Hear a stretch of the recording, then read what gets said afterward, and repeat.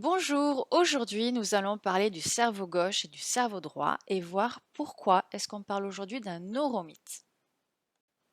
La distinction du cerveau gauche avec le cerveau droit prend son origine au XIXe siècle lorsque deux chercheurs, Paul Broca dans un premier temps puis Karl Werming dans un second temps, montrent une spécialisation des aires cérébrales autour du langage, c'est-à-dire que tous les deux, de par leurs recherches respectives, ont montré qu'il y avait des zones de l'hémisphère gauche qui étaient impliquées dans le langage.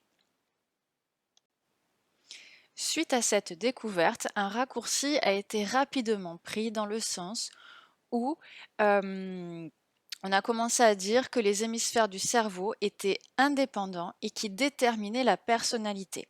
C'est-à-dire que certaines personnes utilisent plus un hémisphère cérébral plus qu'un autre.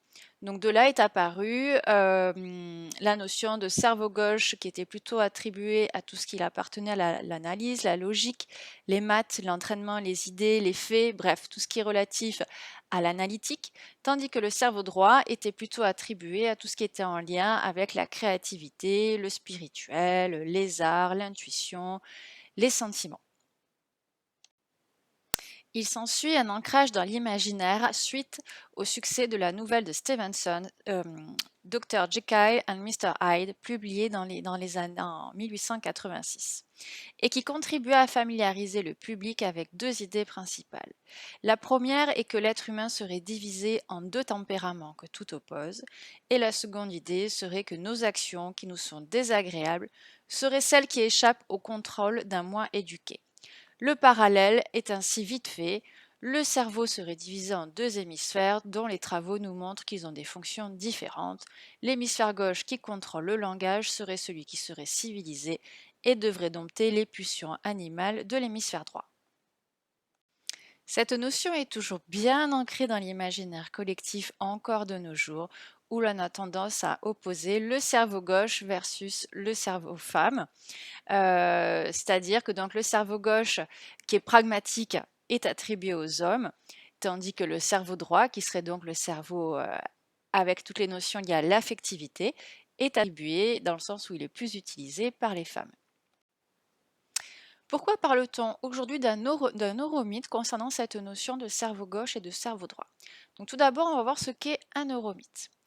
Un neuromythe, c'est quelque chose qui se base sur une connaissance scientifique réelle. Toujours. Un neuromythe repose vraiment sur une recherche, une connaissance scientifique qui a été prouvée.